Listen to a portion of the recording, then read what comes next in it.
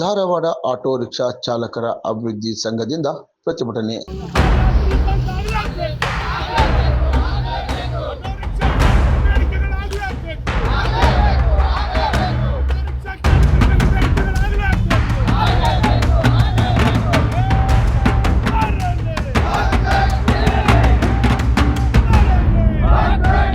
ರ್ಯಾಪಿಡೋ ಹಾಗೂ ನಮ್ಮ ಯಾತ್ರೆ ಓಲಾ ಉಬರ್ ಖಾಸಗಿ ಕಂಪನಿಯವರು ಧಾರವಾಡ ನಗರದಲ್ಲಿ ಪರವಾನಗಿ ಇಲ್ಲದೆ ಓಡಾಡುತ್ತಿರುವ ವಾಹನಗಳ ಮೇಲೆ ಅಧಿಕಾರಿಗಳು ಸೂಕ್ತ ಕ್ರಮ ತೆಗೆದುಕೊಳ್ಳಬೇಕೆಂದು ಆಗ್ರಹಿಸಿ ಜಿಲ್ಲಾ ಅಧಿಕಾರಿ ಕಚೇರಿಯ ಮುಂದೆ ಘೋಷಣೆಗಳ ಕೂಗುತ್ತಾ ತಮ್ಮ ಆಕ್ರೋಶ ಹೊರಹಾಕಿದರು.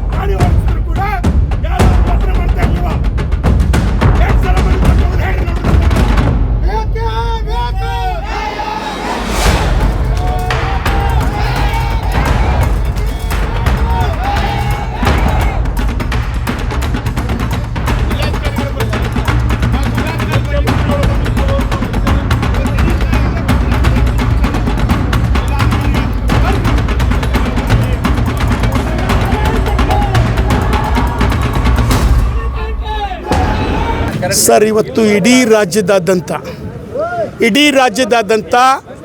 ಓಲಾ, ಊಬರ್, ಯಾತ್ರಿ, ಜುಗ್ನು, ರ್ಯಾಪಿಡೋ ಇವೇನು ಪರದೇಶಿ ಕಂಪನಿಗಳಿದ್ದಾವೆ. ಈ ಪರದೇಶಿ ಕಂಪನಿಯವರು ಬೆಂಗಳೂರಲ್ಲಿ ಒಂದು 100 ಕಿಲೋಮೀಟ್ರ್ ಅಲ್ಲಿ ಓಡ್ತಾ ಇದೆ. ಇಲ್ಲಿ ಇಡೀ ಉತ್ತರ ಕರ್ನಾಟಕದಲ್ಲಿ 2,75,000 ರಿಕ್ಷಾ ಚಾಲಕರಿದ್ದೀವಿ. ಇಡೀ ಹುಬ್ಬಳ್ಳಿ ಧಾರವಾಡ ಇರೋದು ಬರೀ 10ರಿಂದ 20 ಕಿಲೋಮೀಟ್ರ್ ಮಾತ್ರ.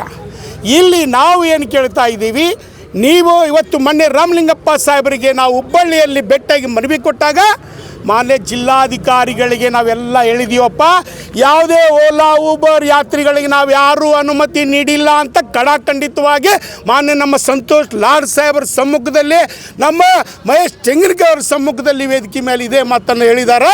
ಇವತ್ತು ಜಿಲ್ಲಾ ಆಡಳಿತ ಅವ್ರಿಗೇನಾದರೂ ರಾಜ್ಯ ಮಟ್ಟದಲ್ಲೇ ಓಡಾಡಲಿಕ್ಕೆ ನಮ್ಮ ಥರ ಅವ್ರಿಗೇನಾದರೂ ಅನುಮತಿ ಇದ್ದರೆ ಓಡಿಸ್ಲಿ, ಇಲ್ಲಾದರೆ ಈಗಾಗಲೇ ಜಿಲ್ಲಾಧಿಕಾರಿಗಳಿಗೆ 2 ಸಾರಿ 3 ಸಾರಿ ಮನವಿ ಕೊಟ್ಟೇವೆ.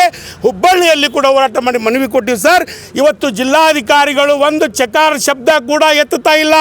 ಮಾನ್ಯ ಸಾರಿಗೆ ಸಚಿವರು ಕೂಡ ಬರೀ ಆದೇಶ ಮಾಡಿ ಹೋಗ್ತಿದ್ದಾರೆ. ಇವತ್ತು ಆರ್ಟಿಒ ಅಧಿಕಾರಿಗಳು ಸರಿಯಾದ ರೀತಿ ಸ್ಪಂದನೆ ಸಿಕ್ಕಿಲ್ಲ. ಅವ್ರು ಯಾಕೆ ಸುಮ್ಮನೆ ಕೂತಿದ್ದಾರೆ ನಮ್ಗೆ ಅರ್ಥ ಆಗ್ತಿಲ್ಲ. ಒಳ ಒಪ್ಪಂದ ಏನಾದರೂ ಮಾಡ್ಕೊಂಡಿದ್ದೀರಾ?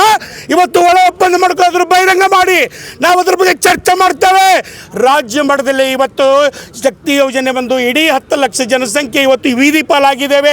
ನಮ್ಮ ಆಟೋ ರಿಕ್ಷಾ ಚಾಲಕರ ಮಕ್ಕಳನ್ನ ಫೀಸ್ ಕಟ್ತಾ ಇಲ್ಲ.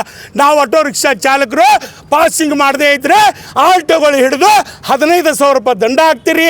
ನೀವು ಅದಕ್ಕದನ್ನು ಹೆದರಿ ನಮ್ಮ ಆಟೋ ರಿಕ್ಷಾ ಚಾಲಕರು ಮನೆಯೊಳಗೆ ತಾಯಿದು ಹೆಂಡತಿದು ಮಕ್ಕಳದು ಬಂಗಾರ ಒತ್ತಿ ಇಟ್ಟು ಪಾಸಿಂಗ್ ಮಾಡ್ತೀವಿ ಸರ್. ಆಟೋನ ಇನ್ಶೂರೆನ್ಸ್ ಕಟ್ತೀವಿ ಸರ್. ಇವರು ಬೈಕ್ ಮೇಲೆ ಓಡಿಸ್ತಾರಲ್ಲ, ಯಾರಾದರೂ ಬಿದ್ದು ಸತ್ತರೆ ಸರ್ಕಾರ ಹಣ ಕೊಡ್ತದ ಇಲ್ಲ ಅಧಿಕಾರಿಗಳ ಹಣ ಕೊಡ್ತಾರ? ಇದು ಬಂದಂಥ ಪ್ಯಾಸೆಂಜರ್ಗಳಿಗೆ ನಾವು ವಿನಂತಿ ಮಾಡ್ತೇನೆ, ತಕ್ಷಣ ಜಿಲ್ಲಾಧಿಕಾರಿಗಳು ನಮ್ಮ ಸ್ಪಂದನೆಗೆ ಮನವಿ ಕೊಟ್ಟಿಲ್ಲ.